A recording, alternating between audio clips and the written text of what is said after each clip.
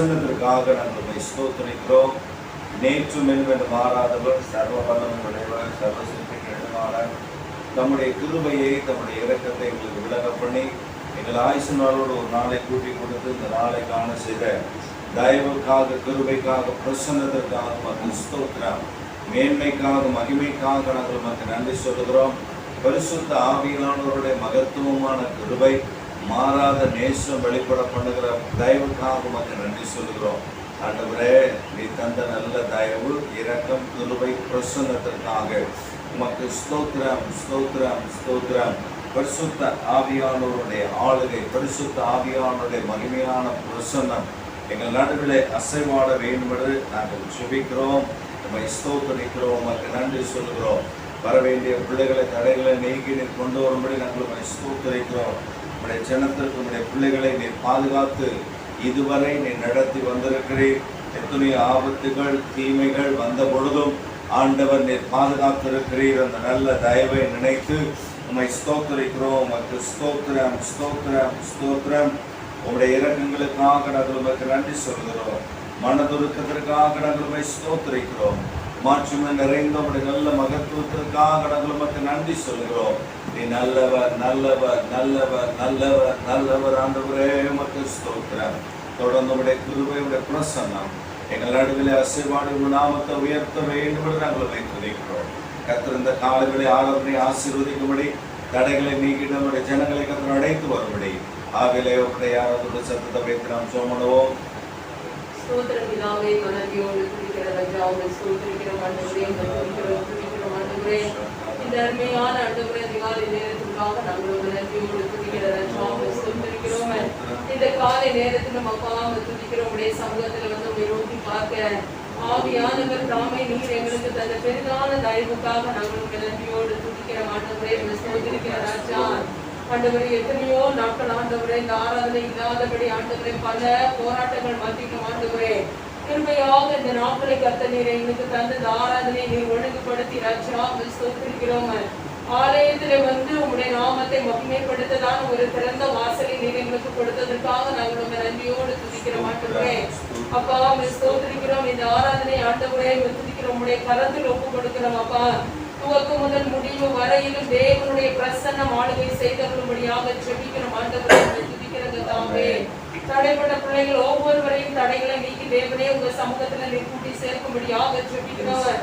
கர்த்தர் தம்முடைய கிருபையும் தம்முடைய இரக்கத்தையும் நீர் எங்களுக்கு மீது விளங்க பண்ணினபடியினால நாங்கள் அதை உங்களுடைய சமூகத்துல வந்து நன்றியாய் தெரிவிக்கும்படியாக நீர் எங்களுக்கு கொடுத்த கிருபைகளை நினைத்து நன்றியோடு துதிக்கிறோம். அப்பா ஆண்டவரே, ஸ்தோத்திரிக்கிறோம், ஸ்தோத்திரிக்கிறோம், ஸ்தோத்திரிக்கிறோம் ஆண்டவரே. ஒவ்வொரு பகுதிகளிலும் தேவ பிரசன்னம் இடைபடும்படியாக ஜெபிக்கிறோம் ஆண்டவரே. அப்பா துதிக்கிறங்க தாமே ஸ்தோத்திர. வியாதியோடு, பிரச்சனையோடு, கண்ணீரோடு வருகிற மக்களுக்கு ஆண்டவரே உங்களுடைய சமூகத்துல மாபெரும் மாறுதல் உண்டாகத்தக்கதாக, மாபெரும் விடுதலை உண்டாகத்தக்கதாக தகப்பனே ஸ்தோத்திரிக்கிறோம். அப்பா, உங்களுடைய கிருபை இறங்கி வரும்படியாக ஜெபிக்கிறோம் ஆண்டவரே. குணமாக்கும் வல்லமை இறங்கி வரும்படியாக ஜெபிக்கிறோம் ஆண்டவரே. இந்த இடம் முழுவதும் உடைய மகிமையினால் நிரப்புங்க ராஜா ஸ்தோத்திரிக்கிறோம் ஆண்டவரே. பரிசுத்த ஆவியானவர் தாமே முழுவதும் ஆளுகை செய்தவர்களும்படியாக ஜெபிக்கிறோம் ஆண்டவரே. அப்பா நன்றியோடு துதிக்கிற ராஜா ஸ்தோத்திரிக்கிறோம். எங்களை ஒவ்வொருவரையும் உடைய கரத்தில் ஒப்பு கொடுக்கிறோம். எங்களுக்கு தேவையான வார்த்தைகளை கற்றுக் கொடுப்பீராக ஆண்டவரே. அதை நாங்கள் உட்கிரகித்துக் கொள்ள நீர் எங்களுக்கு கிருபை தரும்படியாக ஜெபிக்கிறோம் ஆண்டவரே. நல்ல நாமத்தை உயர்த்தி மகிமைப்படுத்துங்க. 2 ஆராதனை கர்த்தர் நீர் ஆசீர்வதிக்க வேண்டும் என்று ஜெபிக்கிறோம். பெரிய காரியங்களை செய்வோம். உடைய நாமத்தை மகிமைப்படுத்துங்க. இயேசுவின் நாமத்தில் ஜெபிக்கிறோம் ஜீவனுள்ள நல்ல பிதாவே, ஆமென், ஆமென். உட்காருவோம். ஆண்டவர் நல்லவர். இந்த காலங்களிலேயும் ஆண்டவர் பெரிய காரியங்களை நமக்கு செய்திருக்கிறார், செய்து கொண்டு வருகிறார். இதற்காக ஆண்டவரை ஸ்தோத்திரிப்போம். இந்த போன பெண்டமிக், அதாவது போன லாக்டவுன் நாட்களில் ஒரு காரியத்தை நாம் புரிந்திருக்க வேண்டும். போன லாக்டவுன் நாட்களில் அதிகமாய் நாம் ஜெபிப்பதற்கு கர்த்தர் அனுக்கிரகம் பண்ணினார். போன வருஷத்துல நாம் நல்லா ஜெபிக்க ஆண்டவர் உதவி செய்தார். இந்த வருஷத்துல வேதத்தை வாசிப்பதற்கு ஆண்டவர் நமக்கு அனுக்கிரகம் பண்ணியிருக்கிறார். நிறைய பேர் வேதத்தை ஒரு முறைக்கு 2 முறை முடித்திருக்கிறார்கள். சிலர்லாம் நிறைய பேர் வந்து ஒரு பாஸ்டரோட நான் பேசும்போது அவர் சொன்னார், 6 நாளில் பைபிளை முடிக்கிறோம்.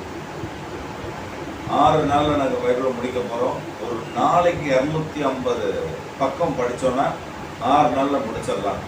அந்த பிளான் போட்டிருக்கோம். சாப்பாடெல்லாம் ஒதுக்கிட்டோம். அன்னைக்கு வேலை வழக்குகள் எல்லாத்தையும் ஒதுக்கிட்டோம். எல்லாத்தையும் ஒதுக்கி வச்சுட்டு நாங்கள் இந்த வேதத்தை வாசிப்பதற்கு நாங்கள் நேரத்தை ஒதுக்கி இருக்கிறோம் அப்படின்னு சொன்னாங்க. பாருங்க, அந்த அந்த வாஞ்சை, அந்த தாகம் நம்முடைய வாழ்க்கையிலையும் கர்த்தர் வேத வசனத்தின் மேல தாகம் உள்ளவர்களாய் மாற்றி தேவன் தம்முடைய நாமத்தை மகிமைப்படுத்தும். ஆமென். தம்முடைய கிருபை, தம்முடைய இரக்கத்தை கர்த்தர் விளங்க பண்ணி தேவன் தம்முடைய வல்லமையை விளங்க செய்வாராக. ஆமென். அல்லேலூயா. முதல் பாடலாக நம் பாடல் புத்தகம் 191வது பாடல்.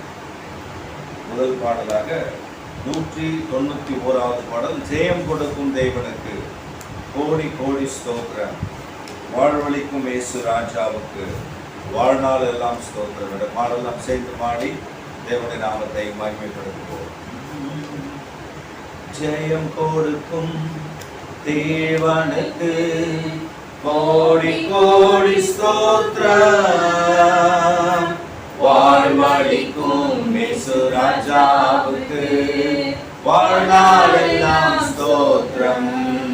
அல்லேலூயா. ஜெயம் கொடுக்கும் தேவனுக்கு கோடி கோடி ஸ்தோத்திரம், வாழ்வழிக்கும் இயேசு ராஜாவுக்கு வாழ்நாள் எல்லாம் ஸ்தோத்திரம். அல்லேலூயா அல்லேலூயா. பாடுவேன் ஆனந்த துணியாய் உயர்த்துவேன். அல்லேலூயா அல்லேலூயா. பாடுவேன் ஆனந்த துணியாய் உயர்த்துவேன். ஜெயம் கொடுக்கும் தேவனுக்கு கோடி கோடி ஸ்தோத்திரம், வாழ்வழிக்கும் இயேசு ராஜாவுக்கு வாழ்நாளெல்லாம் ஸ்தோத்திரம். நீதியின் கரத்தினால் தாங்கியே நடத்துவார். சொல்லுவோமா? நீதியின் கரத்தினால் தாங்கியே நடத்துவார். கர்த்தரே என் பலன், எதற்குமே அஞ்சிடேன். கர்த்தரே என் பலன், எதற்குமே அஞ்சிடேன். ஜெயம் கொடுக்கும் தேவனுக்கு கோடி கோடி ஸ்தோத்திரம், சொல்லுவோம். வாழ்வழிக்கும் இயேசு ராஜாவுக்கு வாழ்நாளெல்லாம் ஸ்தோத்திரம். அற்புதம் செய்பவர், அகிலம் படைத்தவர். சொல்லுமா? அற்புதம் செய்பவர், அகிலம் படைத்தவர். யுத்தத்தில் வல்லவர், மீட்பர் ஜெயிக்கிறார். யுத்தத்தில்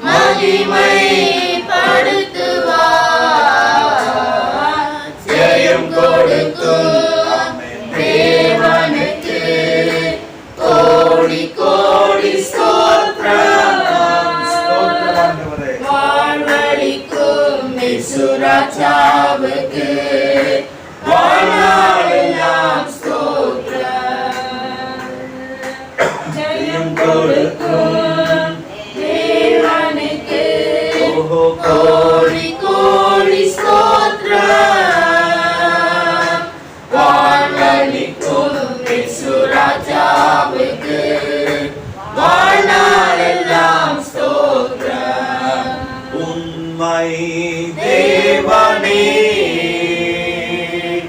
உருக்கம் நிறைந்தவர், உண்மை தேவனே உருக்கம் நிறைந்தவர், உம்மை காப்பவர் உறங்குவதில்லை. உம்மை காப்பவர் உறங்குவதில்லையே. ஜெயம் கொடுக்கும் தேவனுக்கு கோடி கோடி ஸ்தோத்திரம். வாழ்வளிக்கும் இயேசு ராஜாவுக்கு வாழ்நாளெல்லாம் ஸ்தோத்திரம். அல்லேலூயா. ஜெயம் கொடுக்கும் தேவனுக்கு கோடி கோடி ஸ்தோத்திரம். வாழ்வளிக்கும் இயேசு ராஜாவுக்கு வாழ்நாளெல்லாம் ஸ்தோத்திரம். அல்லேலூயா. ஆண்டவருடைய பரிசுத்தமுள்ள நாமம் மகிமைப்படுவதாக. ஆமென். நம்முடைய தேவனாகிய கர்த்தர் நேற்றும் இன்றும் மாறாதவர். அவர் சர்வ வல்லமை உள்ள தேவன். அவர் சர்வ சிருஷ்டிக்கும் எஜமானாய் இருக்கிறவர். ஆமென். நம் வாழ்க்கையில் எப்பொழுதும் நம்மை பாதுகாத்து வழி நடத்துகிற தேவன். ஒன்றை நாம் புரிந்து கொள்ள வேண்டும். நம்முடைய தேவனுடைய வல்லமை, நம்முடைய தேவன் யார், நம்முடைய தெய்வத்தினுடைய அந்த தன்மை என்ன என்பதை நாம் புரிந்திருந்தால் நம் வாழ்க்கையில வெற்றி நமக்கு நிச்சயம். ஆமென். அவரை பின்பற்றி வரும் பொழுது, அவரை ஆராதிக்கும் பொழுது, அவரோடு கூட நெருங்கி வாடும் பொழுது, அவரோடு கூட நான் நெருங்கி நடக்க ஆரம்பிக்கும் பொழுது, ஒருவேளை அந்த நடக்க ஆரம்பிப்பது நமக்கு சற்று கடினமாக இருக்கும். கொஞ்சம் கடினத்தை போல தெரியும். இயேசுவோடு நடக்கிறது முதல்ல ஆரம்பத்துல நமக்கு பல சோதனைகள் போராட்டங்கள் வரும். ஆனா ஜெயம் ஆண்டவர் நமக்கு தருகிறதை எப்பொழுது பார்க்க முடியும் அப்படின்னா, ஒரு மரத்தை விதைச்சு மரம் வளர்ந்து கிளைகள் விடும். கிளைகள் விடும் பொழுது அதுல கனியை பார்க்க முடியாது. அந்த மரம் கனி கொடுக்கிற தன்மை வரும்பொழுது தான் அதுல கனியை பார்க்கணும். அதே போலதான் நாம் தேவனுக்குள்ள வளர வளரதான் தேவனுடைய ஆசீர்வாதம், தேவனுடைய நன்மையை நாம் அனுபவிக்க முடியும். ஒரு காலத்துல நாம் குறைவுள்ளவர்களாக இருந்திருப்போம், நெருக்கடியில் இருந்திருப்போம், பிரச்சனையில இருந்திருப்போம், போராட்டத்தில் இருந்திருப்போம். ஆனா ஆண்டவர் அதே நிலைமையில நம்ம வைத்து வேடிக்கை பார்க்கிறவர் அல்ல. ஆண்டவர் நம்மை படிப்படியாய் உயர்த்தி நம்ம மேன்மைப்படுத்தும் போது ஒரு ஆசீர்வாதம் என்ன வரும் தெரியுமா? ஆண்டவர் நமக்கு தந்திருக்கிற நன்மை எல்லாம் அவர் படிப்படியாய் உயர்த்துகிற உயர்வுல நமக்கு கிடைக்கும் பொழுதுதான் அது நமக்கு ஆசீர்வாதம் நிலைத்து. ஆமென். நீங்க எல்லாம் பாருங்க, நிறைய டக்குனு ஒரு ஆசீர்வாதம் தராது. நான் சொல்றேன், ஆண்டவரே எனக்கு இது வேணும்னோட உடனே கொடுத்துட்டாரு. எனக்கு அது வேணும் அப்படின்னா உடனே கொடுத்துட்டாரு. இது வேணும் அப்படின்னா உடனே கொடுத்துட்டாரு. என் உறவு எப்படி இருக்கும் தெரியுமா? ஆண்டவருக்கும் எனக்கும் இருக்கிற உறவு பிளவுபட ஆரம்பிக்கும். வசதிகள் வாய்ப்புகள் உயர உயர நான் இன்னும் நெருங்க வேண்டும். ஆமென். வேதத்துல பாத்தீங்கன்னா ஆபிரகாம் தேவனோடு நெருங்கினான்.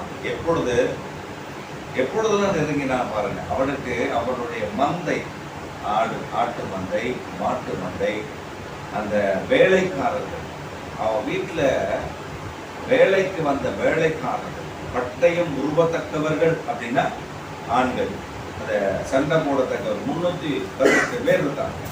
இது இல்லாம இன்னும் அவனுடைய வேலைக்கு அவனுடைய மனைவிகள், பிள்ளைகள். யோசிப்பாரு எவ்வளவு பேரை கர்த்தர் நமக்கு ஆண்டவர் சேர்த்து வைத்திருக்கிறார் என்பது. அப்ப அவன் ஆசீர்வாதம் பெருக அவன் தேவனோடு நெருங்கினான். ஆமென்.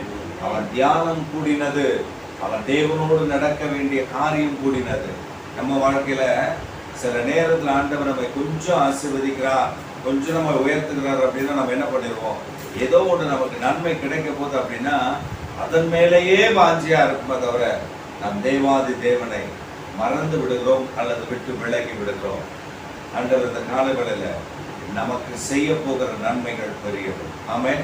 நீங்க நினைச்சிட்டு இருக்கிறீங்க ஆண்டவர் ஆயுசு நாட்களை தந்திருக்கிறார், ஜீவனை தந்திருக்கிறார், ஏதோ சும்மா இல்லை, அவர் திட்டம் நிறைவேறும்படி. ஆமென். அவர் நம்மை கொண்டு ஒரு நோக்கம் வைத்திருக்கு, அவர் திட்டம் வச்சிருக்கார், அதை நிறைவேற்றாமல் விட மாட்டார். நாம் சேர்ந்து பாடி தேவனுடைய நாமத்தை மகிமைப்படுத்துவோம். 477வது பாடல், மனதுருகும் தெய்வமே ஏசையா உம்மை மனதார துதிப்பேன் என்ற பாடலை நாம் சேர்ந்து பாடி தேவனுடைய நாமத்தை மகிமைப்படுத்துவோம். மனதுருகும் தெய்வமே ஏசையா உம்மை மனதார துதிப்பேன் ஸ்தோத்தரிப்பேன். மனதுருகும் தெய்வமே ஏசையா உம்மை மனதார துதிப்பேன் ஸ்தோத்தரிப்பேன். நீ நல்லவர், சர்வ வல்லவர், நீ நல்லவர், சர்வ வல்லவர், உங்க இரக்கத்துக்கு முடிவே இல்லை, உங்க அன்பிற்கு அளவே இல்லை, உங்க இரக்கத்துக்கு முடிவே இல்லை, உங்க அன்பிற்கு அளவே இல்லை. அவை காலை தோறும் புதிதாயிருக்கும், அவை காலை தோறும் புதிதாயிருக்கும். மனதுருகும் தெய்வமே ஏசையா உம்மை மனதார துதிப்பேன் ஸ்தோத்தரிப்பேன்.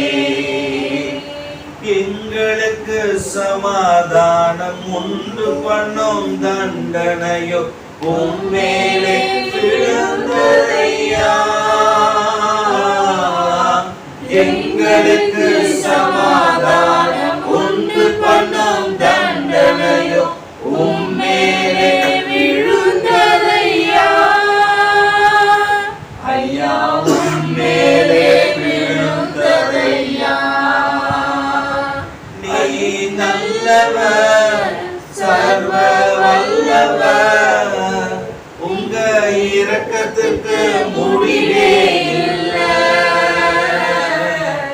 உங்க அன்பிற்கு அளவே இல்லை. அவை காலை தோறும் புதிதாயிருக்கும், அவை காலை தோறும் புதிதாயிருக்கும். மனதுருகும் தெய்வமே ஏசையா உம்மை மனதார துதிப்பேன் ஸ்தோத்தரிப்பேன். மெய்யாக எங்களது பாடுகளை ஏற்றுக்கொண்டு துக்கங்களை சுமந்து கொண்டீர். மெய்யாக எங்களது பாடுகளை ஏற்றுக்கொண்டு துக்கங்களை சுமந்து கொண்டீர். ஐயா நல்லவர், சர்வ வல்லவர், நீ நல்லவர், சர்வ வல்லவர், உங்க இரக்கத்துக்கு முடிவே இல்லை, உங்க அன்பிற்கு அளவே இல்லை. அவை காலை தோறும் புதிதாயிருக்கும்,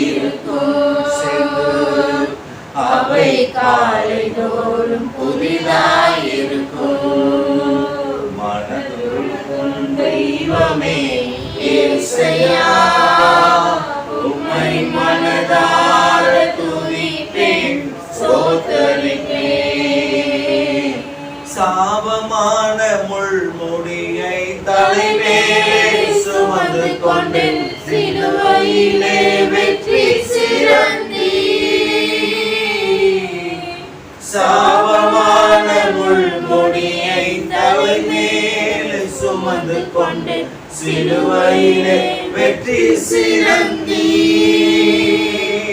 ஐயா சிலுவையிலே வெற்றி சிறந்தி.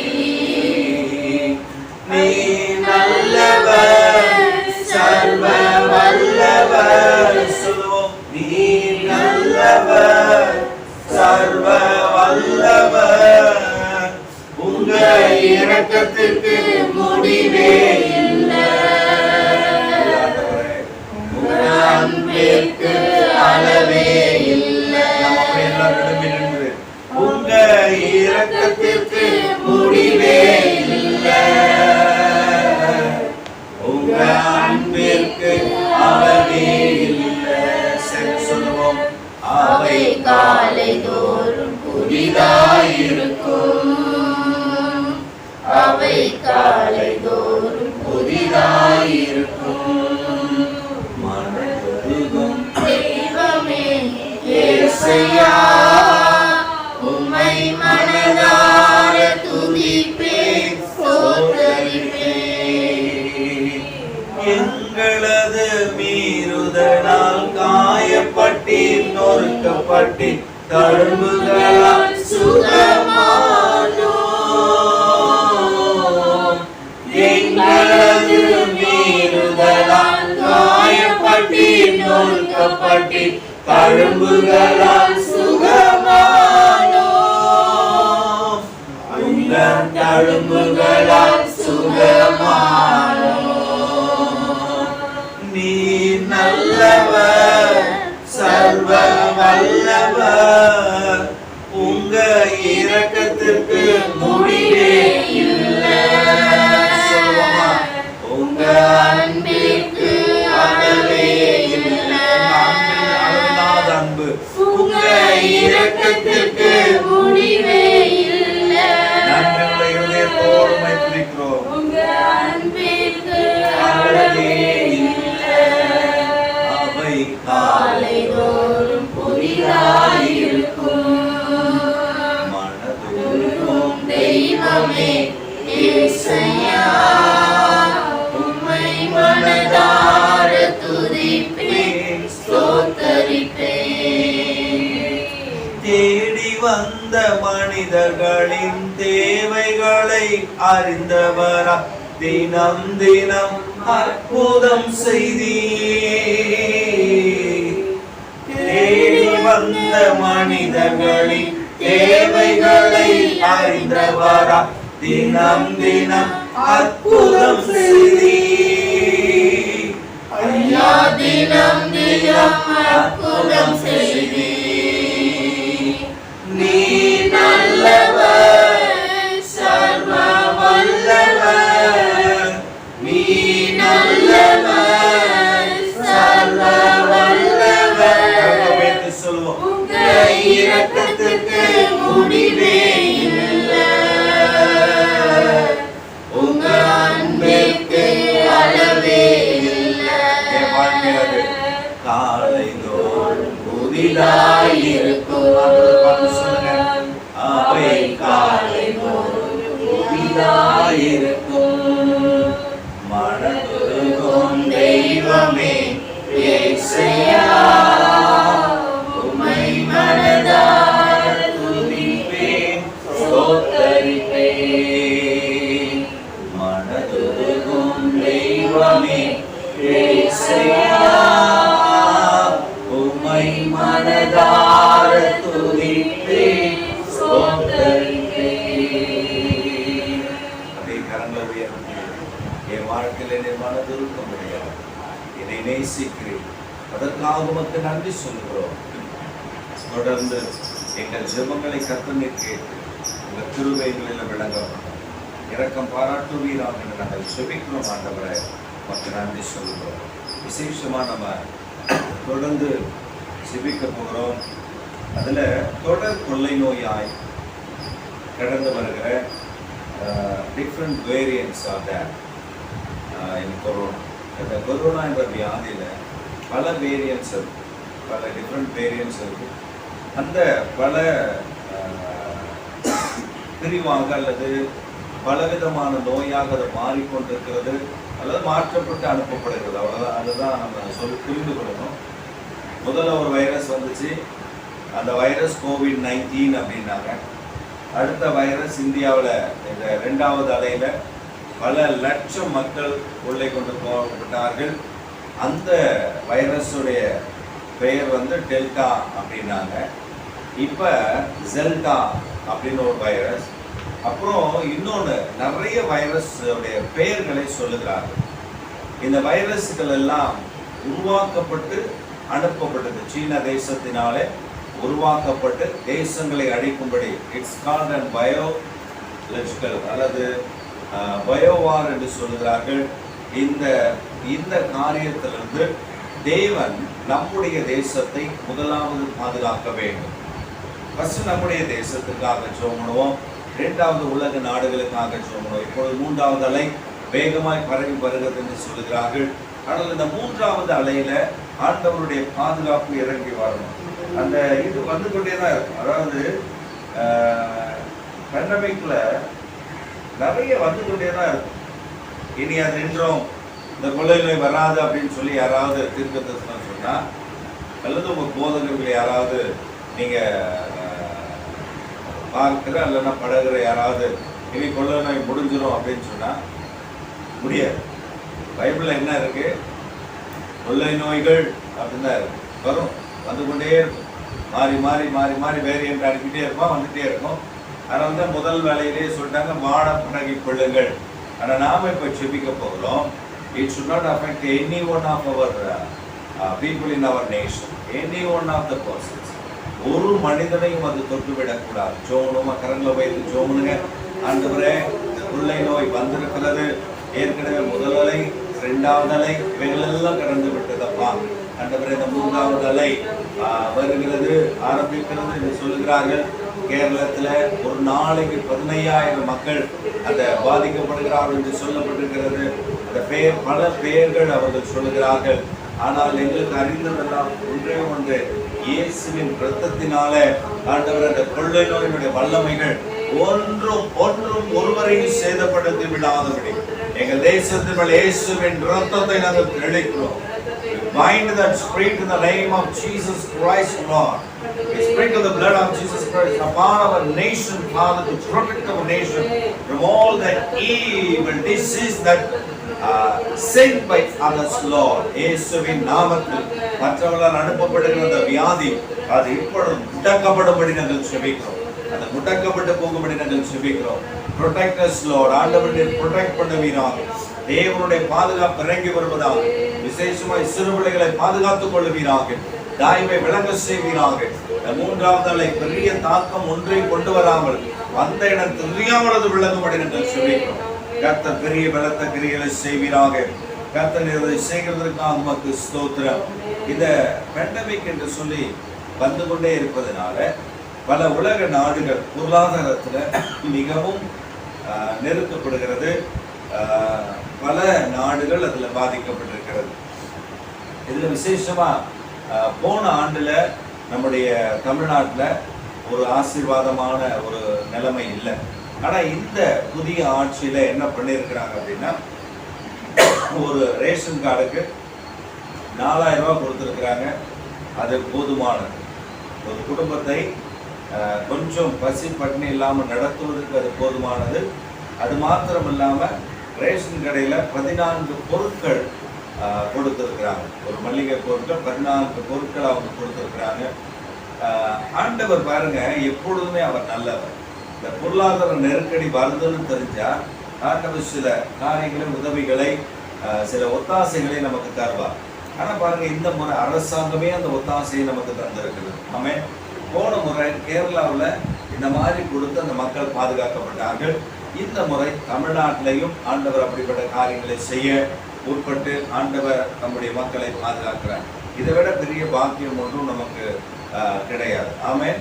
ஆண்டவர் நம்மை ஆசீர்வதித்து வழிநடத்துகிறார். என்னை யாரும் விசாரிக்க யாரும் இல்லை நாம நினைக்கும் பொழுது ஆண்டவர் சொல்ற, நான் உனக்காக விசாரிக்க இருக்கிறேன். ஆமென். நம்மளை எவ்வளோ அழகாக பாதுகாக்கிறார். பாண்டிச்சேரியில் இருக்கிறவங்களாம் பரிதாபமா பார்க்காதீங்க. பாண்டிச்சேரியிலே கொடுக்காதுன்னு நம்ம ஒன்றும் பண்ண முடியாது.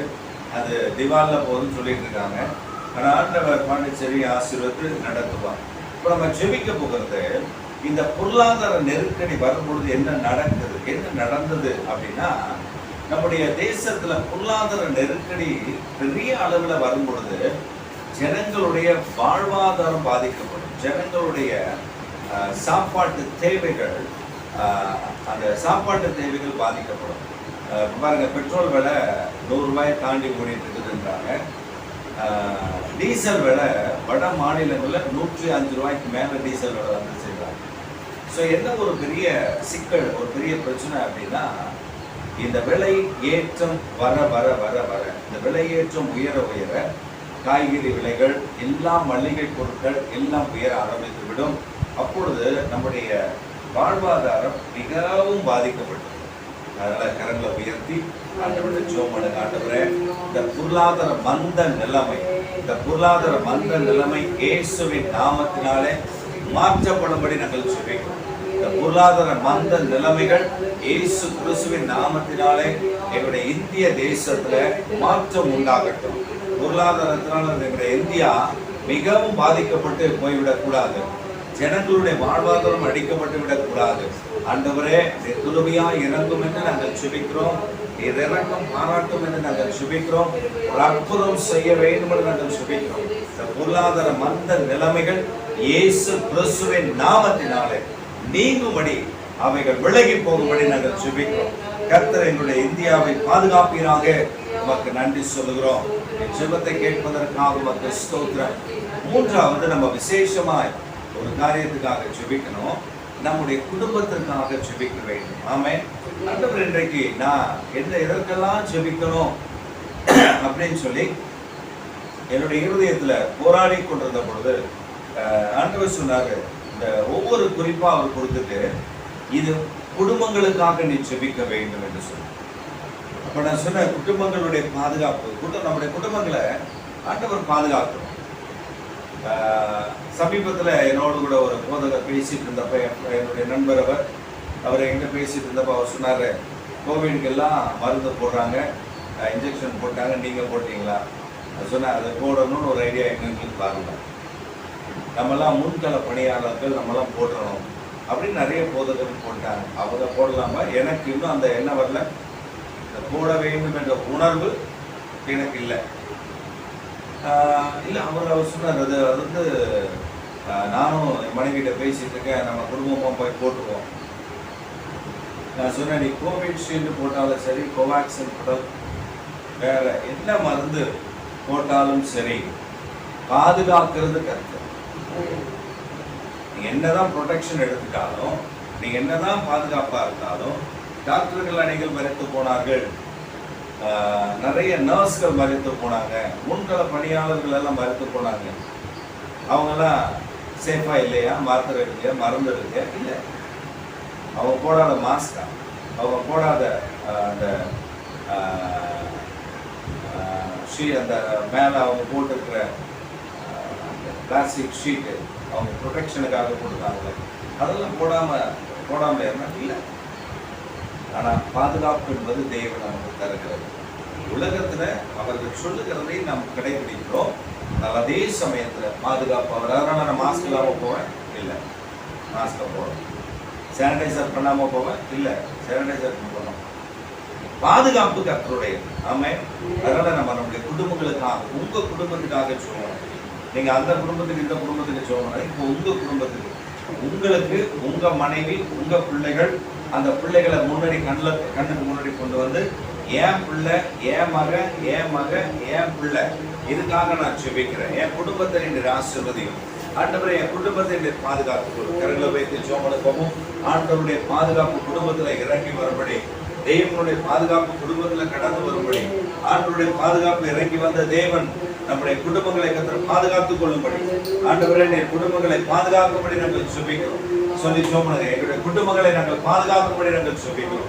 ஆண்டவரே, இன்றைக்கு வந்திருக்கிற ஒவ்வொரு குடும்பங்களிலும் அந்த பாதுகாப்பு இறங்கி வர. Virus should not touch any one of our church members. The name of Jesus Christ, through the blood of Jesus Christ, we protect each and every family members in the name of Jesus Christ. in this morning to protect them from all the evil diseases, Lord. Evil diseases, Lord. In this day, send your angel to each and every houses, Father. Send an angel to each and every member of this church, Father.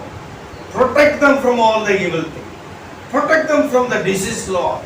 Protect them from the virus, Lord. Save them and guard them. Jesus, protect their families. In Jesus' name, we pray, Lord. இயேசுவின் நாமத்தில் நாங்கள் ஜெபிக்கிறோம். பாதுகாத்த நல்ல தயவுக்காக உமக்கு நன்றி சொல்கிறோம்.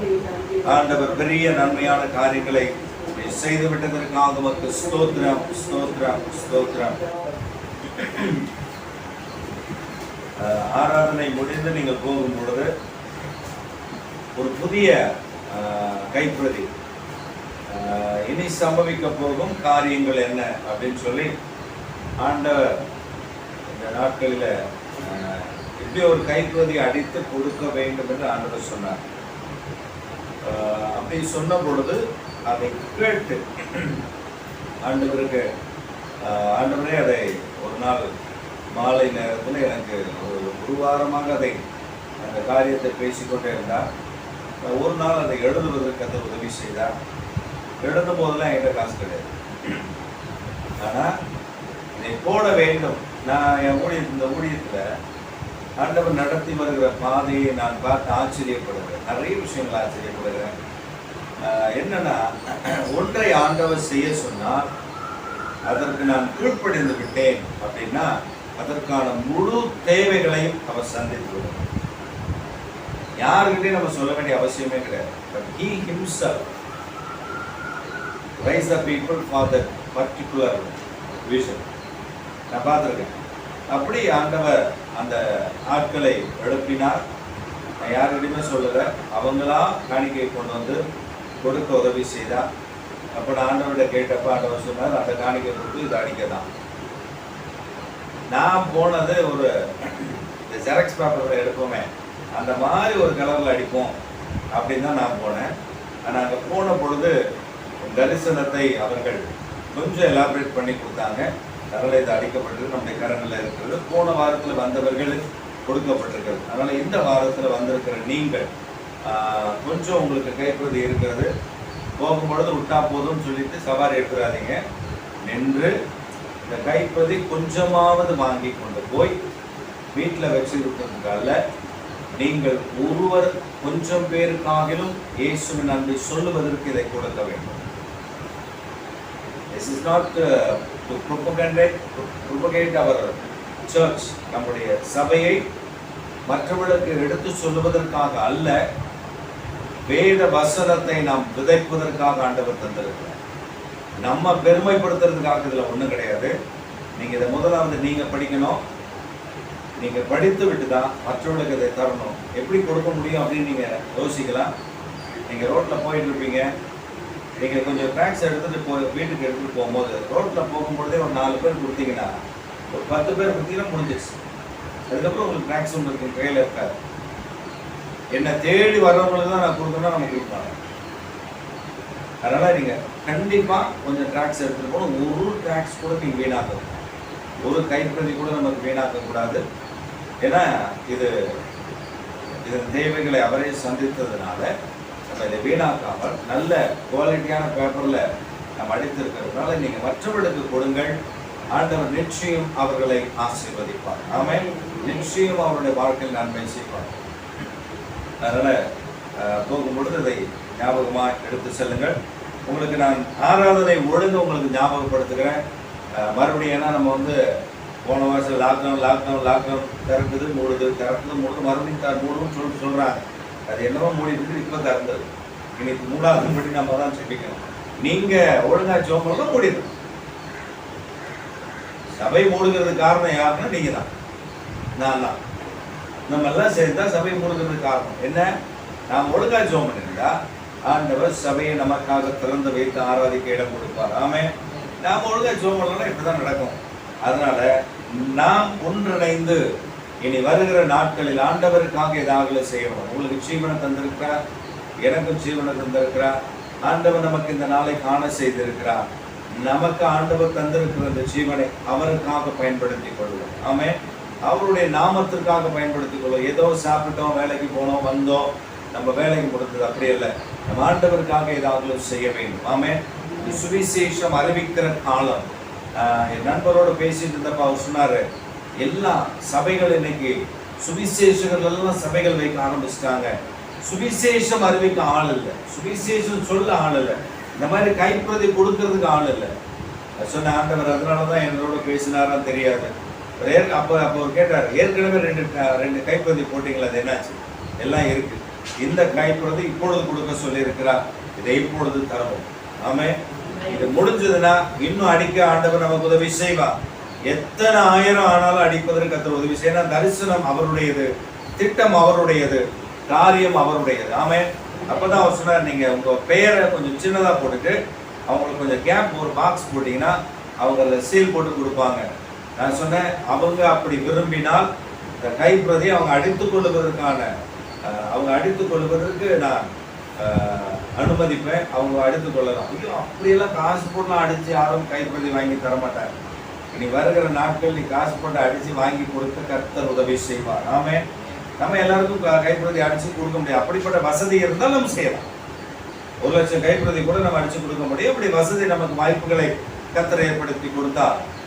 அவங்க அட்ரஸை போட்டு நம்ம அடிச்சு கொடுத்து தேசம் எங்கும் அந்த வார்த்தையை பரவுவதற்கு பற்றி பரவி செல்வதற்கு கர்த்தர் உதவி செய்ய முடியும். நமக்கு ஆண்டவர் இப்பொழுது நமக்கு தந்திருக்க தரிசனம் இதை மற்றவர்களுக்கு கொடுக்க சொல்றார். மற்றவர்கள் பார்த்ததை கேட்டா, சில ஊழியக்காரர்களுக்கு கொடுக்க இருக்கிறேன், அவர்கள் பார்த்து எங்களுக்கும் இது வேண்டும் என்று கேட்டால் அப்பொழுது அவர்களுக்கும் அடைத்துக் கொள்வதற்கு கர்த்தர் உதவி செய்வார். ஆமென். அல்லேலூயா. நம்முடைய ஆராதனை ஒழுங்கு தெரிஞ்சுக்கோங்க. செவ்வாய்க்கிழமை காலையில 10 மணிலிருந்து 12 மணி வரை இங்கே உபவாச ஜெபம் இருக்கும். வெள்ளிக்கிழமை அதே போல 10 மணிலிருந்து 12 மணி வரை காலையில உபவாச ஜெபம் இங்க இருக்கும். சனிக்கிழமை மாலை 6 மணிலிருந்து 7 மணி வரை துதி ஆராதனை இருக்கும். அதே போல 3வது சனிக்கிழமை, இப்போ நமக்கு வருகிற சனிக்கிழமை 3வது சனிக்கிழமை, அந்த சனிக்கிழமையில 10 மணிலிருந்து 1 மணி வரை நமக்கு ஒரு உபவாச ஜெபம் இருக்கும். 3வது சனிக்கிழமையில வியாதி உள்ளவர்களை அழைத்து வாருங்கள். விடுதலைக்காக காத்திருக்கிற ஜனங்களை நீங்கள் அந்த நாளில் கொண்டு வந்தால் அவர்களுக்காக நாம் ஜெபிக்கும் பொழுது கர்த்தர் ஒரு பெரிய விடுதலையை அவர்களுக்கு கட்டளையிட போதுமானவராக இருக்கிறார். அவர் தான் நமக்கு விடுதலை தருகிறவர். அந்த ஞாயிறு ஆராதனை காலை 7 மணிலிருந்து 8 மணி வரை. மறுபடியும் சொல்றேன், ஞாயிறு ஆராதனை எப்ப? ஆராதனை ஆரம்பிக்கிறது 7 மணிலிருந்து 8 மணி வரை. நீங்க வீட்டுல குளிச்சுட்டு கிளம்புற கணக்கு கிடையாது. சபைக்குள்ள வர வேண்டிய கணக்கு என்னது? 7 to 8. ஓகேவா? அதுக்கப்புறம் 2வது ஆராதனை 8:30 மணிலிருந்து 9:30 மணி வரை. பாஸ்டர் நான் 10 மணிக்கு வரேன். புறமா எனக்கு அப்படிதான் வந்துட்டு, பாஸ்டர் நான் சர்ச்சில் நிற்கிறேன், எங்க சர்ச்சு பூட்டி இருக்குது, ஆராதனை முடிஞ்சு நாங்களா வீட்டுக்கு போயிட்டேன். நான் ஏற்கனவே சொல்லிட்டு இருந்தேன், அப்படி ஒரு காலம் வரும்னு. அந்த காலம் வந்திருக்கு. ஆமே. ஆமா, அவர் சொன்னா 10 மணிக்கு தானே. யார் சொன்னா 10 மணிக்கு? மொபைல் எடுத்து பாருங்க, ஒவ்வொருத்தருக்கும் அனுப்பியிருப்பேன், குரூப்ல போட்டிருப்பேன். இத்தனை மணிலிருந்து இத்தனை மணி வரை ஆராதனையில் இருக்கும்ன்றிருக்கேன். அந்த நேரத்துக்கு வந்தால் அங்கே ஆராதிக்க முடியும். ஆமே. அதனால நீங்க மனதில் வைத்துக் கொள்ளுங்கள், நேரத்தை பிரயோஜனப்படுத்திக் கொள்ளுங்கள். ஆமே. அல்லேலூயா. வேற ஏதாவது உங்களுக்கு டவுட் இருந்ததுன்னா நீங்கள் நின்று கேட்டு செல்லலாம். சரியா? அப்புறம் இன்றைக்கு திருவிருந்து எடுக்கல, நான் இந்த மாசம் நான் இன்னும் திருவிருந்து எடுக்கல அப்படின்னு இருந்தால், எடுக்க வேண்டும் என்று விரும்பினால், ஆராதனை முடிந்து எல்லாரும் போனதுக்கு அப்புறம் நீங்க வெயிட் பண்ணுங்க, உங்களுக்கு நான் திருவிருந்து தருவேன். தரமாட்டேன்னு சொல்ல தருவேன். சரியா? அதனால ஆராதனை முடிந்த பின்பு, எல்லாரும் போன பின்பு உங்களுக்கு தனியாக அது கொடுக்கப்படும். எனக்கு நேரம் எப்படி ஒத்து போகும்னு எனக்கு தெரியல, ஆனாலும் ஆண்டவர் நடத்துவார். அல்லேலூயா. நம்முடைய தியானத்திற்காக நாம் தெரிந்து கொள்கிற வேத வசனம் இன்றைக்கு அதிகாலையில நான் ஒரு நேரப்பட எழும்பின பின்பும் ஆண்டவருடைய சத்தம், ஆண்டவருடைய தெளிவான வார்த்தை என்னுடைய இருதயத்தில் ஆண்டவர் அந்த வசனத்தை போட்டார், வசனத்தை தந்தார். அந்த வசனத்தை வாசிக்கும், அந்த வசனத்தை கேட்ட பொழுது எனக்குள்ள பெரிய மகிழ்ச்சி. அதை ஆண்டவர் இன்றைக்கு நம்முடைய தியானத்திற்காக அந்த வசனம் 2 வசனங்களை தெளிவாய் நான் கேட்டேன். அதை தான் நான் இன்றைக்கு உங்களோடு கூட பகிர்ந்து கொள்ள போகிறேன். வெளிப்படுத்துற விசேஷம் 12ஆம் அதிகாரம் 11ஆம் வசனம். Revelation chapter 12 verse 11. Revelation chapter 12 verse 11. மரணம் நேரிடுகிறதாய் இருந்தாலும் அதற்கு தப்பும்படி தங்கள் ஜீவனையும் பாராமல் ஆட்டுக்குட்டியின் ரத்தத்தினாலும் தங்கள் சாட்சியின் வசனத்தினாலும் அவனை ஜெயித்தார்கள். பிசாசை ஜெயித்தார்கள். And they overcome him by the blood of the Lamb and by the word of the testimony. And they did not love their life to the death. அவர்கள் தங்கள் ஜீவனை மரணம் நேரிடுகிறதா இருந்தாலும் அதற்கு தப்பும்படி, கொள்ளை நோயினால மரணம் நேரிட்டு கொண்டிருக்கிற இந்த காலகட்டத்தில் அந்த மரணம் நேரிடுகிறதா இருக்கிற சூழ்நிலையா இருந்தாலும் கூட நாம் ஜெயிக்கத்தக்க ஒன்று இருக்கிறது. ஆட்டுக்குட்டியின் இரத்தத்தினாலும் சாட்சியின் வசனத்தினாலும் அவனை ஜெயித்தார்கள். ஆமென். They overcome him. அவனுடைய வல்லமையை ஜெயித்தார்கள். ஆமென். அந்த 2 காரியங்களை முதலாவது நாம் தியானிக்க போகிறோம். முதலாவது 2 காரியங்களை ஆண்டவர் சொல்லுங்க. ஒன்று, ஆட்டுக்குட்டியின் இரத்தம். இந்த ஆட்டுக்குட்டியின் இரத்தம் என்றால் என்ன? இயேசு கிறிஸ்துவின் இரத்தம் தான் இங்கே ஆட்டுக்குட்டியானுடைய இரத்தம் என்று சொல்லப்பட்டிருக்கிறது. So many medicines are here. So many medicines are in our nation. So many medicines are in practically we are taking. But each and every medicine have some defects in it. அது தனக்குள்ளே சில குறைபாடுகளை வைத்திருக்கிறது. நீங்கள் எந்த மருந்து நீங்கள் எடுத்துக்கொண்டிருந்தாலும் அந்த மருந்தினுடைய தன்மையை நீங்கள் அறிந்து கொள்வதற்கு நீங்கள் அந்த மருந்தை குறித்து ஒரு தெளிவு இருக்க வேண்டும். அந்த மருந்தை குறித்து நீங்கள் ஆராய்ச்சி செய்தீர்கள் என்றால் அந்த மருந்துல effect and side effect is there. 2 காரியங்கள் இருக்கும். ஒன்று எஃபெக்ட் இருக்கும், இன்னொன்று சைடு எஃபெக்ட் இருக்கும். ஆமே. சில சொல்லுவாங்க இந்த மருந்தை பயன்படுத்தினால் இதற்கான சைடு எஃபெக்ட் இப்படி இருக்கும். ஒரு மருந்து போட்டா அந்த மருந்து போட்டது நிமித்தம் தலைவலி இருக்கும், வாந்தி இருக்கும், வயிற்றுப்போக்கு இருக்கும் அப்படின்னு சொல்லுவாங்க. ஏன்? அந்த மருந்துடைய தன்மை அப்படி. ஆனா ஆண்டவர் நமக்கு தந்திருக்கிற தன்மை, ஆண்டவர் நமக்கு தந்திருக்கிற இயேசுவின் இரத்தம் என்ன? அது எஃபெக்ட் உள்ளது. It cannot bring any side effect to us. Amen. அது நமக்கு சைடு எஃபெக்ட் கொண்டு வருகிறது அல்ல. It protect our family, it protect us, it protect each and everybody in our family. It protect us those who believe on blood of Christ. Amen. Blood of Jesus Christ மேல யாருக்கெல்லாம் நம்பிக்கை இருக்கிறதோ, இயேசுவின் இரத்தத்தின் மேல யாருக்கெல்லாம் நம்பிக்கை இருக்கிறதோ அவர்களை இயேசுவின் இரத்தம் பாதுகாக்கிறது. Amen. It protected people. It saved the people. First of all, when we use the blood of Jesus in our life, இயேசு கிறிஸ்துவின் இரத்தத்தின் நம்முடைய வாழ்க்கையில பயன்படுத்துவதன் மூலமா தான் we'll get the salvation. நம்முடைய ரட்சிப்பு நமக்கு கிடைத்தது. இன்றைக்கு அந்த இரத்தத்தை பயன்படுத்த தான் ஆண்டவர் சொல்லுகிறார், ஆட்டுக்குட்டியின் இரத்தத்தினாலும். அப்ப ஆட்டுக்குட்டியின் இரத்தம் என்ன செய்யும்? நம்மை முதலாவது சுத்திகரிக்கும். It cleanses, first of all it cleanses. அது நம்மை சுத்திகரிக்கும். It protects us. அது நம்மை பாதுகாக்கும். It helps us to live as a Christ live in his world. அது நம்மை கிறிஸ்து இந்த பூமியில வாழ்ந்தது போல நம்மை பரிசுத்தமாய் வாழ உதவி செய்யும். ஆமென். நீங்க வாசிச்சு பாருங்களேன். 1 யோவான் 1ஆம் அதிகாரம் 7ஆம் வசனம். 1 John chapter 1 verse 7. அவர் மொழியிலே இருக்கிறது போல, அவர் மொழியிலே இருப்பது போல நாமும் மொழியிலே நடந்தால், எப்படி நடந்தா? அவர் பரிசுத்தமாய் இருப்பது போல நாமும் பரிசுத்தமாய் நடந்தால் ஒருவரோடொருவர் ஐக்கியப்பட்டிருப்போம். யாரோட ஐக்கியப்பட்டிருப்போம்? குமாரனோடும் பிதாவோடும் நாம் ஐக்கியப்பட்டிருப்போம். ஒருவரோடு ஒருவர் ஐக்கியப்பட்டிருக்கோம். அவருடைய குமாரனாகிய இயேசு கிறிஸ்துவின் இரத்தம் சகல பாவங்களையும் நீக்கி நம்மை சுத்திகரிக்கும். It cleanses all our sin from us. It cleanses from the sin. No any other thing that protect from our sin. Jesus Christ shed his blood for us. வேறொரு காரியம் நமக்கு நம்மை சுத்திகரிப்பதற்கு இல்லை. இயேசுவின் இரத்தம் நம்மை சுத்திகரிப்பதற்கு கட்டளையிடப்பட்டிருக்கிறது. ஆமென். அப்ப இயேசுவின் இரத்தத்தை நான் எப்படி பயன்படுத்துவது? நாம் ஒவ்வொரு நாளும் தேவ சமூகத்தில் ஜெபிக்கும் பொழுது இந்த இரத்தத்தினால் என்னை கழுவி சுத்திகரியும். ஆமென். If we think that we have taken the baptism, we think that we have taken the baptism. After we taking the baptism, we think that we are cleansed, we are purified, we don't have any sin within us. No. When you take the baptism, on the day, on the minute, you purified by the blood of Jesus Christ. After that we are staying in this world.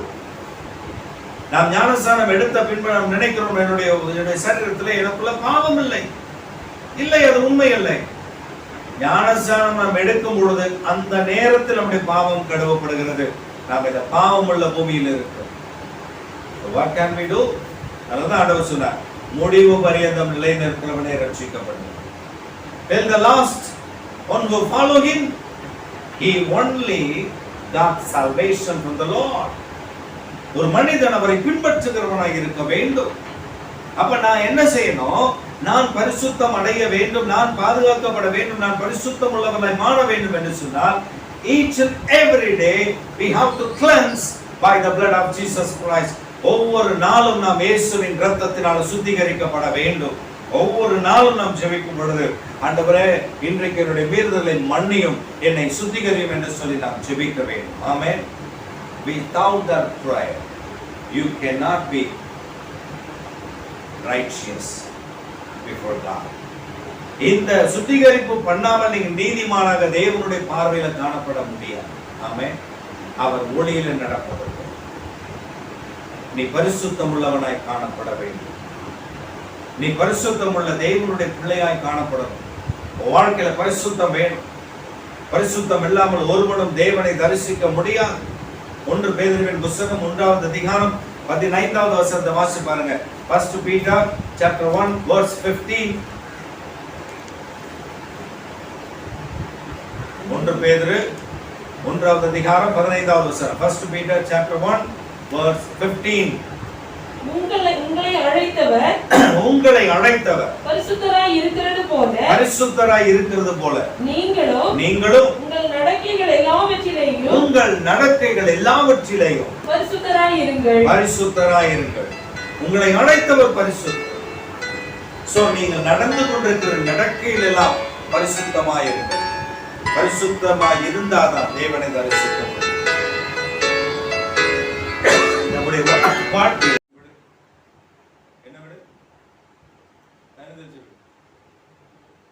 தனிதரிச்சு விட்ட கட்ட அப்படிதான் இருக்கும். ஆண்டவர் அப்படி நம்ம விரும்பல. ஒருவரும் கேட்டு போகிறது. No one shall perish because of their sin. So that he is waiting for a prolonged time to save this world. ஆண்டவர் இந்த பூமியை பாதுகாப்பதற்காக மீட்டெடுப்பதற்காக அவர் தாமதித்துக் கொண்டிருக்கிறார். அவர் வருவார். இன்ன வேளையில இப்பொழுது வருவேன் என்று ஆண்டவர் சொல்லவில்லை. When he comes, we don't know. He comes at a time it was not expected by anyone. Unexpected time. As a thief entered into the house, ஒரு திருடன் ஒரு வீட்டுக்குள்ள புறப்பட்டு வருகிறது போல Jesus Christ will come to this world again to save his people, to save his church, to get the church into the heaven. He will come back. அவர் திரும்ப வருவார். on that night. What we will do without the holiness, without the righteous life, without the holiness in our life, without following the word of God. தேவனுடைய பரிசுத்தம் எனக்கு இல்லை, தேவனுடைய வார்த்தையை நான் பின்பற்றவில்லை, தேவனை நான் பின்பற்றாமல், தேவனுடைய நீதியில் நான் நடக்காமல் நான் இருப்பேன் என்று சொன்னார். We have come to be shamed before God. தேவனுக்கு முன்பாக நாம் வெட்கப்பட்டு போக வேண்டும். So today God want to clear you, each and every person in this place. He want to clear your life. What kind of clearness you want? He want to cleanse you. Oh, ஆண்டவர் என்ன தெளிவுபடுத்த விரும்புகிறார்? உங்களை பரிசுத்தமாக்கவே வேண்டும் என்று விரும்புகிறார். அதைத்தான் ஆண்டவர் சொன்னார், ஆட்டுக்குட்டியின் இரத்தத்தினால் அவனை ஜெயிக்க வேண்டும் என்று சொன்னார், பிசாசை ஜெயிக்க வேண்டும் என்று சொன்னார். We should cover by the holy blood of Jesus Christ. Amen. நாம் பாதுகாக்கப்பட வேண்டும், பிசாசு எதிர்த்து நிற்க வேண்டும் என்று சொன்னார். நாம் இயேசுவின் இரத்தத்தினால கழுவப்பட வேண்டும். You think that you are doing God's ministry? You are going to be called as a minister? Or if I am doing a ministry with a sin, He will not protect me. நான் ஊழியம் செய்து கொண்டு பாவத்தில் இருப்பேன் என்று சொன்னார். ஆண்டவர் பாதுகாக்க முடியாது. ஊழியம் செய்கிறதுனால ஆண்டவரை பாதுகாத்து விடுவார்? நோ. ஜெபிக்கிறதுனால ஆண்டவரை பாதுகாத்து விடுவார்? நோ. அவர் பரிசுத்தம் எனக்கு வேண்டும். அவர் பரிசுத்தம் உனக்குள்ளே இருக்கும். அப்பதான் தேவனுடைய பாதுகாப்பு. என் குடும்பத்தை ஆண்டவர் பாதுகாக்கணும்னா என் குடும்பத்தில் ஆண்டவர் உலாவும். என் குடும்பத்திற்குள்ள ஆண்டவர் உலாவணும்னு சொன்னா என் குடும்பம் அவர் உலாவுகிறதற்கு தகுந்த பாத்திரமா இருக்கும். சில கேட்பாங்க, சினிமா பார்க்க கூடாது பைபிள் இருக்கா? வெத்தலை பாக்கு போடக்கூடாது பைபிள் இருக்கா? குடிக்க கூடாது பைபிள் இருக்கா? இருக்குது. சினிமாவுக்கு போக கூடாது பைபிள் இருக்கா? இருக்குது. களியாட்டுன்றது சினிமா தான், போக கூடாதுன்னு இருக்குது. இப்ப என்ன நடக்கும்? நம்ம வீட்டுல சினிமா ஓடிட்டு இருக்கும், நாடகம் ஓடிட்டு இருக்கும். சினிமா ஓடிட்டு இருக்கும் போது அதுல பாடல் காட்சிகள் வரும், எல்லா கன்றாவையும் அதுல இருக்கும். அங்க ஆண்டவர் உலாவி வருவாரா? அங்க ஆண்டவர் நம்ம நடுவில் உலாவாரா? யோசிங்க. கேட்டா பாஸ்டர் கடினமாய் பேசுகிறார். இல்ல. I want to clarify you. I want to clear all your doubt in the word of God. தேவனுடைய வார்த்தையினால் நான் உங்களை தெளிவுபடுத்த விரும்புகிறேன். நாம் நம்முடைய வாழ்க்கையில, நம்முடைய குடும்பத்தில் அவர் உலாவ வேண்டும் என்று சொன்னார். எங்க வேத வசனம் வாசிக்கப்படுகிறதோ அங்கே உலாவும். எங்கே தம்முடைய பிள்ளைகள் முழங்கால் படிட்டு ஜெபிக்கிறார்களோ அங்கே அவர் இறங்கி வருவார். எங்கே தம்முடைய ஜனங்கள் ஜெபத்துல தேசத்திற்காக புலம்பி தவிக்கிறார்களோ அங்கே அவர் உலாவி வருவார். உங்க வீட்டுல, என் வீட்டுல ஆண்டவர் உலாவி வரணும். தேவ பிரசன்னம் இருக்கணும். தேவனுடைய மகிமை இறங்கி வரணும். அப்படின்னா நீங்க தேவனோட, நீங்க தேவனோட நடக்காம ஆண்டவர் அதை செய்ய மாட்டார். சில போதகர்கள் சொல்லுகிறத நான் கேட்டிருக்கிறேன். Brother, it's very hard to follow Jesus Christ. இயேசுவை பின்பற்றுவது மிக கடினம். அதனால என்ன பண்ண போறேன்? ஊழியம் செய்ததே சைட் பிசினஸ் பண்ண போறேன். என்ன வேணா பண்ணிக்கோ. பவுல் சைட் பிசினஸ் பண்ணிக்கொண்டே ஊழியம் செய்வார். அப்படி உன் வீட்டை விட்டு வெளில போய் உன் பொண்டாட்டிய பிள்ளையெல்லாம் விட்டுட்டு நீ எங்க போனோம்? ஊர் ஊரா தெரியணும். பவுல் ஊர் ஊராய் தெரிந்தார். ஒரு இடத்துல போய் உட்கார்ந்துல. அவர் அந்நிய ஜனத்திற்கு அவர் சுவிசேஷம் அறிவிக்க போனார். யூதர்களுக்கு. He want to preach the gospel to the Gentiles. அவன் தன்னுடைய தேசத்துல அவன் மிஷனரியா போனான். அந்த மிஷனரியா போனப்ப அவனுக்கு சபைகள் இல்ல, அவனுக்கு உதவி செய்ய யாரும் இல்ல.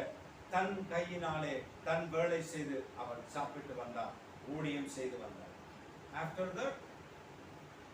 that அதற்கு பின்பு ஆண்டவர் ஜனங்களை எழுப்பினார். ஆக்கிலா பிரிஸ்கிலாவை எழுப்பினார். ஆண்டவர் ஜனங்களை எழுப்பின பொழுது, அவனுக்கு உறுதுணையாக இருந்த ஜனங்களை எழுப்பின பொழுது அவர்கள் தர்ம பணத்தை கொடுத்து அந்த தர்ம பணத்தை கொண்டு வந்து எருசலேமில் கொடுக்கும்படி ஆண்டவர் உதவி செய்தார். அப்படின்னா என்ன? நான் சமீபத்தில் எங்களோடு படித்த ஒரு நண்பருடைய மரணம் என்ன வேதனைப்படுத்தினது. அப்ப அவரை குறித்து நாங்க எங்க நண்பர்களாம் சேர்ந்து பேசின பொழுது, அவன் வாழ்க்கையில கஷ்டம் என்று சொல்லி வேலைக்கு சென்று விட்டான். ஞாயிற்றுக்கிழமை ஓடியும், மற்ற நேரம்லாம் வேலை. நான் பெருமையா சொல்றேன், ரொம்ப தாழ்மையா சொல்றேன், ஆண்டவரை நம்பி வந்த ஒருவரையும் ஆண்டவர் கைவிடலாம். நீங்க ஆண்டவரை நம்பி வந்துட்டீங்க அப்படின்னா கைவிடலாம். சில கேட்பாங்க, என்ன எப்படி இருக்கிறீங்க பாஸ்டர், நல்லா இருக்கீங்களா, எப்படி போகுது சபையெல்லாம், எப்படி போகுது, எல்லாம் போடு லாக்டவுன்ல இருக்கு, நீங்க எப்படி ஓப்பன் பண்ணியிருந்ததை விட லாக்டவுன்ல ரொம்ப நல்லாவே ஆன ஒரு போர்ஷன். அவசரம் கிடையாது, பசுவமா காணிக்க யார் கொண்டும் தரமாட்டாங்க. ஆனாலும் அவர் போஷி எப்படி போஷிச்சாரு? கண்மலை தேடினார், உச்சிதமான கோதுமை.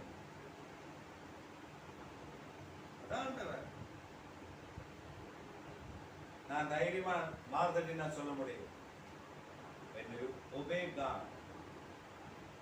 அதுக்காக நான் ரொம்ப பரிசுத்தவான் இல்லை, எனக்கும் நிறைய குறைபாடுகள் இருக்கு. நான் தேறி வர விரும்புகிறேன், சில நேரங்களில் தேர முடியாமல் போகிறது, ஆனால் நான் தேடி வர விரும்புகிறேன். பவுல் சொல்லுகிறத போலதான், நான் தேடி வர அடைந்தாயிற்று நான் சொல்ல முடியாது, முற்றிலும் தேறினவர் என்று நான் சொல்ல முடியாது. ஆனால் somehow I have the grace of God. ஏதோ ஒரு விதத்தில் அவருடைய கிருபை மேலே இருக்கிறது. பெருமைக்காகவோ மற்ற காரியங்களுக்காக அல்ல, ஆண்டவர் தரக்கூடிய கிருபையை பின்பற்றி நடக்க ஆண்டவர் நமக்கு உதவி செய்வார். ஆமென். அதனால ஒன்றை அறிந்து கொள்ளுங்க, அவன் பிசாசை ஜெயிக்கணும், அந்த வல்லமைகளை ஜெயிக்கணும், என் வாழ்க்கையில வெற்றியுள்ள ஒரு வாழ்க்கை வாழணும்னா முதல்ல இயேசுவின் ரத்தம் உங்களை கடவுள். எத்தனை வருஷம் வந்தாலும் ஞானஸ்நானம் எடுக்காம என் வாழ்க்கையில இருப்பேன் அப்படின்னா அந்த வாழ்க்கை பரிசுத்தமாக்க முடியாது. இயேசுவின் ரத்தம் தான் ஒரு மனிதனை பரிசுத்தப்படுத்த முடியும். அப்புறம் தான் அவன் தகுதி ஆகிறான். இரண்டாவது ஆண்டவர் சொல்லுகிறார் சாட்சியின் வசனம். அது என்ன சாட்சியின் வசனம்? யோவான் எழுதின சுவிசேஷம் 14ஆம் அதிகாரம் 6வது வசனத்தை வாசி பாருங்க. யோவான் 14:6. John chapter 14 verse 6. அதற்கு இயேசு நானே வழியும், அதற்கு இயேசு நானே வழியும் சத்தியமும் ஜீவனுமாய் இருக்கிறேன், சத்தியமும் ஜீவனுமாய் இருக்கிறேன், என்னாலே அல்லாமல் ஒருவனும் பிதாவினிடத்தில் வரான். அப்ப ஆண்டவர் சொல்றாரு, நான் தான்ப்பா வழி, சத்தியம், ஜீவன். என் வழியில வரும் பொழுது அவன் என் சத்தியத்தை கை கொள்ளுவான், அவன் என் சத்தியத்தை கை கொள்ளும் பொழுது அவனுக்குள் ஜீவன் வரும், ஜீவன் உண்டா. சத்தியம்னா என்ன? அதுதான் ஆண்டவருடைய வார்த்தை. இந்த வார்த்தையை என் வாழ்க்கையில சாட்சி உள்ள வாழ்க்கை வாழ்வதற்கு ஆண்டவர் என் கையில எழுதி கொடுத்திருக்கிற அந்த வார்த்தையை நான் ஃபாலோ பண்ண என்றைக்கு நான் முற்படுகிறேனோ, என்றைக்கு அதை நான் ஃபாலோ பண்ணுகிறேனோ, என் வாழ்க்கை மாற ஆரம்பிக்கிறது, மறுமலர்ச்சி அடைய ஆரம்பிக்கிறது, என் வாழ்க்கையில செழிப்பு போற ஆரம்பிக்கிறது. என்னது? வேத வசனத்தை பின்பற்றி நடப்பது. பைபிள்ல சொல்லி இருக்குதான், ஆனால் என் வாழ்க்கையில ஐயோ அதெல்லாம் சாத்தியப்பட்டு வராது நம்ம சொல்றோமா? நம்ம சொல்லுவோம்ல, ஆண்டவர் இதெல்லாம் இப்படி போனாதான் எனக்கு கிடைக்கும். இப்போ நான் டிரைவிங் லைசன்ஸ் எடுக்கணும் அப்படின்னா நான் நேரடியாக போய் டிரைவிங் லைசன்ஸ் எடுத்தால்தான் எனக்கு கிடைக்குமா? இன்னைக்கு வாங்க சார், நாளைக்கு வாங்க, இன்னைக்கு வாங்க, நாளைக்கு வாங்க, நாளைக்கு விடுவானா? ஆனா இதுவே ஒரு டிரைவிங் ஸ்கூல்ல அவங்க அந்த அந்த நபர்கிட்ட கேட்கிற காசை கொடுத்துட்டா அவன் அழகா கொண்டு போய் என்ன பண்ணுவான்? டிரைவர் சீட்ல உட்கார வச்சு டிரைவிங் லைசன்ஸை வாங்கி கொடுக்குறவங்க அவன் சும்மா இருக்கும். ஏன்னா அவனுக்கு கிடைக்கிறது, அவனுக்கு ஒரு கமிஷன் அவனுக்கு கிடைக்கிறது, அவனுக்கு அதுல ஒரு பணம் வருமானம் இருக்கு. அந்த மாதிரி நமக்கு ஏதோ குறுக்கு வழி ஆண்டவர் வச்சிருக்காரா? இதுல குறுக்கு வழியெல்லாம் ஒண்ணு இல்லை. தேவன் நம்மை ஆசீர்வதிக்க விரும்புகிறார், அவர் வாக்குத்தத்தம் பண்ணுகிறார், அதை பிடித்து கொண்டு நம்ம ஜெபிக்கணும். ஒரு சாட்சியை நான் கேள்விப்பட்டேன், அதை நான் உங்களுக்கு சொல்லுகிறேன். ஒரு மனிதனுடைய வாழ்க்கையில ஒரு வாக்குத்தத்தத்தை ஆண்டவர் கொடுத்தார். இந்த வாக்குத்தத்தத்தை அந்த வருஷத்தின் ஆரம்பத்தில் ஆண்டவர் கொடுத்த பொழுது அந்த பிள்ளைகள் அந்த வாக்குத்தத்தை பிடித்து கொண்டார்கள். அந்த குடும்பத்துல ஜெபிக்கிறார்.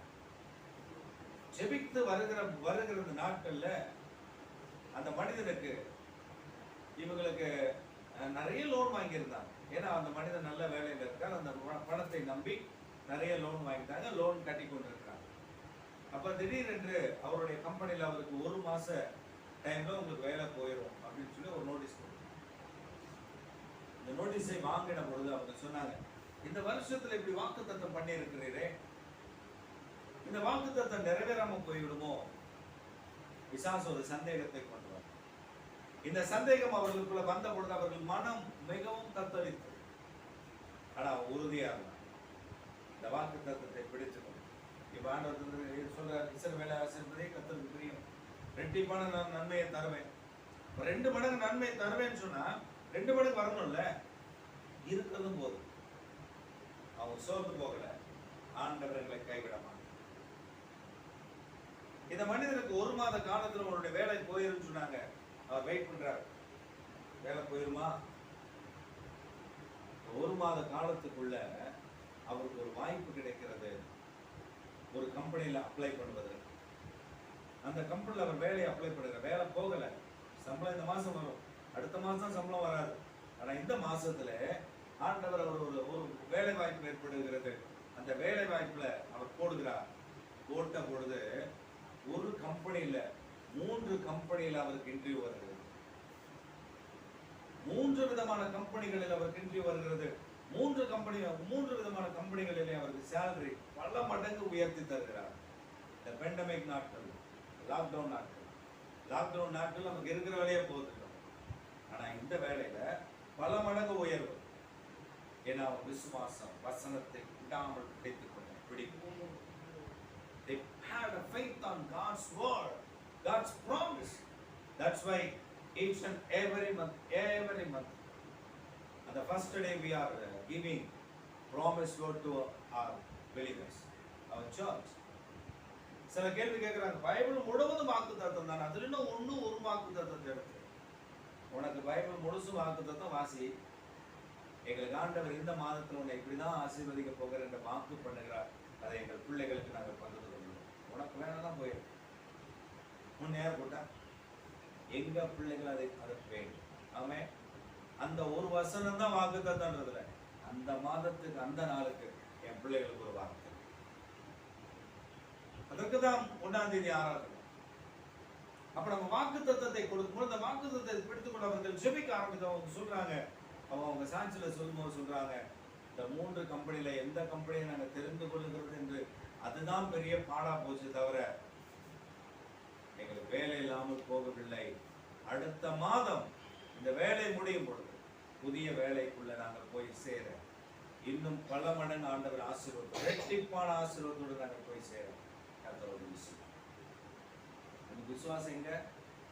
ஆண்டவருடைய வசனத்தை வாசிச்சா நமக்குள்ள விசுவாசம் பெருகும். ஆண்டவருடைய வசனத்தை வாசிக்க வாசிக்க ஆண்டவர் நமக்குள்ள ஒரு விசுவாசத்தை பெருக பண்ணுவார். இந்த விசுவாசம் நமக்கு வேணும். 2ஆவதா ஆண்டவர் நமக்கு தருகிற வாக்குத்தத்தம், ஆண்டவர் நம்மை நடத்த போகிற காரியம். சங்கீதங்களின் புத்தகம் 107ஆம் சங்கீதம் 20வது வசனம் வாசிங்க. Psalm number 107 verse 20. 107ஆம் சங்கீதம் 20வது வசனம். Psalm number 107 verse 20.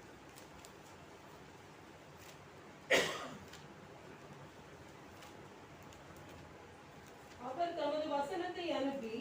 தமது வசனத்தை அனுப்பி அவர்களை குணமாக்கி அவர்களை அழிவுக்கு தப்புவிக்கிறார். வேத வசனத்தை நீங்களும் நானும் நேசித்து வாசிக்கும் பொழுது he sent his word to us. Why? To protect us from all the evil. அழிவு வருகிறது, ஒரு டிஸ்ட்ரக்ஷன் வருகிறது, ஒரு பெரிய அழிவு வருகிறது. அழிவுக்கு ஆண்டவர் நம்மை பாதுகாத்துக் கொள்வதற்கு அவர் வசனத்தை நமக்கு அனுப்புகிறார்.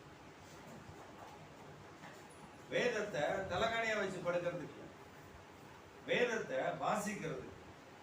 சிலர் பயம் வந்தா கட்டி பிடிச்சி வேதத்தை கட்டி பிடிச்சு, பிசாசுக்கு வேத வசனம் தெரியும், உன்னை விட அதிகமா பிசாசுக்கு தெரியும். அதுக்கு வேதத்தை வச்சுட்டு இருந்து ஐயோ பைபிளை காமிச்சா அது பயப்படாது, உன்னையும் தெரியும் ஒப்பனையும் தெரியும் வந்து. நீங்க வேதத்துல பாருங்களேன், பிரதான ஆசாரியனுடைய பசங்க 7 பேரு பவுல் பிசாசு தொத்துறான்னு இவனுங்களை போய் தொத்துறாங்க. இயேசுவின் நாமத்துல பவுல் சொல்லுகிற நாமத்தினால நீ போன சொல்லுது, இயேசுவையும் தெரியும் பவுலையும் தெரியும், நீ யாரா என்ன தொத்த? Without the authority, without the anointing of the Holy Spirit, பரிசுத்த ஆவியானவருடைய வல்லமை இல்லாமல் அதெல்லாம் செய்ய முடியாதுன்னு அதுக்காக அவங்களை கீறி நிர்வாணமா ஓட விடுச்சிரோம். இங்க ஆண்டவர் நமக்கு என்ன சொல்றாரு? அவர் வசனத்தை அனுப்பி நம்மை குணமா. ஆமென். காலையில ஆண்டவர் என்கிட்ட பேசும்போது மிகுந்த மகிழ்ச்சியா இருந்துச்சு. ஆண்டவர் சொல்றாங்க, என் வார்த்தையை அனுப்பி நான் குணமா.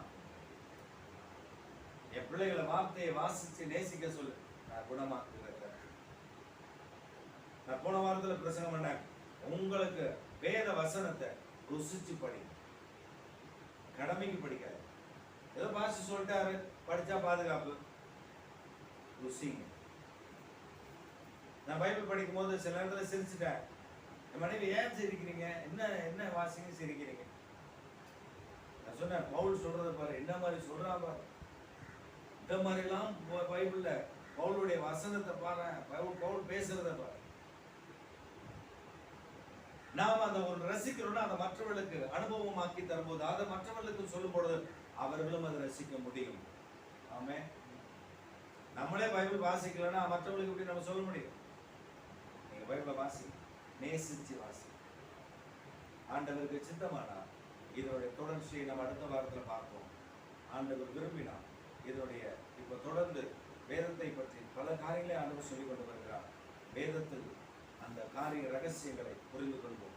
எப்படி அவருடைய வார்த்தை நம்மை குணமாக்கும், எப்படி அவருடைய வார்த்தை நமக்குள்ள அந்த புறப்பட்டு வரும்பொழுது அது குணமாக்கும். ஆண்டவர் சொல்ற வார்த்தை அனுப்பி நான் குணமாக்கி அடிவிலிருந்து அவனை பாதுகாப்பேன். எப்படி பாதுகாப்போம்? அடுத்த வாரத்தில் நம்ம அதை பார்ப்போம். எங்களுடைய சோமனை, எங்கள் சர்வ வல்லமுள்ள தேவனே, எங்கள் நித்திய பிதாவே, இந்த மனமகிழ்ச்சியான காலை வேளை காலமாக நன்றி சொல்லுங்கள். உங்களுடைய குமாரனாக இயேசுவின் நாமத்தினுடைய பாதத்தில் வருகிறோம். பரிசுத்த ஆவியானுடைய ஆளுகை, பரிசுத்த ஆவியானுடைய மகிமையான மகத்துவமான கிருபை இறங்கி வருவதை நாங்கள் சொல்லிக்கிறோம். ஆராதனைக்கு வந்திருக்கிற ஒவ்வொரு பிள்ளைகளையும் ஆசீர்வதிங்க. தேவ கிருபை, தேவ பிரசன்னம், தேவனுடைய மகிமை பிள்ளைகள் நிறைவாக இருக்கும்படி நாங்கள் சொல்லிக்கிறோம். குறைவுகள் இயேசு கிறிஸ்துவுக்குள்ள அது குறைவுகள் நிறைவாக்கப்பட்டு பிள்ளைகளுக்குள்ள இயேசுவின் ரத்தம் கடந்து வந்து ஒவ்வொருவரையும் பரிசுத்தப்படுத்தும். இயேசுவின் ரத்தத்தினால பரிசுத்தப்படுத்தும். ஐயோ, எனக்கு இந்த குறிப்பிட்ட காரியத்திலிருந்து ஒரு விடுதலை இல்லையே என்று சொல்லி ஏங்குகிற உங்களுடைய பிள்ளைகளை இப்பொழுது விடுதலைத்து இரத்தத்தினால் பாதுகாத்து வசனத்தை அனுப்பி அவர்களை அழிவிலிருந்து பாதுகாத்துக் கொள்ளுங்க. வசனம் அவர்களுக்குள்ள நிலை நிற்கட்டும். வார்த்தையை விசுவாசித்து வார்த்தையை பிடித்துக் கொள்ள கர்த்தர் அனுகிரகம் பண்ணுங்க. தொடர்ந்து நம்முடைய பிரசன்னம், கிருபை, தயவு கூட இருக்கும்படி நாங்கள் ஜெபிக்கிறோம். இயேசு கிறிஸ்துவின் நாமத்தில் ஜெபிக்கிறோம் எங்கள் ஜீவனுள்ள நல்ல பிதாவே. என் ஆத்துமாவே கர்த்தரை ஸ்தோத்திரி, என் மூலமே ஸ்தோத்திரி, என் ஆத்துமாவே கர்த்தரை ஸ்தோத்திரி, கர்த்தர் செய்த சகல நாமங்களை மறவாதே. ஆமென். நம்முடைய கர்த்தர் இயேசு கிறிஸ்துவின் கிருபையும் பிதாவாகிய தேவனுடைய அன்பும் பரிசுத்த ஆவியானவருடைய அன்புடைய ஏக்கம் சமாதானமும் சந்தோஷம் நம்மோடு மாணவர் நம்மை கொண்டு செய்யப்படும் பெரிய காரியங்களோடும் இன்று வேணும் சதா காலம் நிலைத்திருப்பார். நாம் என்று சொல்லுவோம். அல்லேலூயா, அல்லேலூயா, அல்லேலூயா. எல்லாருக்கும் ஸ்தோத்திரம். கர்த்தர் உங்களை ஆசீர்வதிப்பாராக.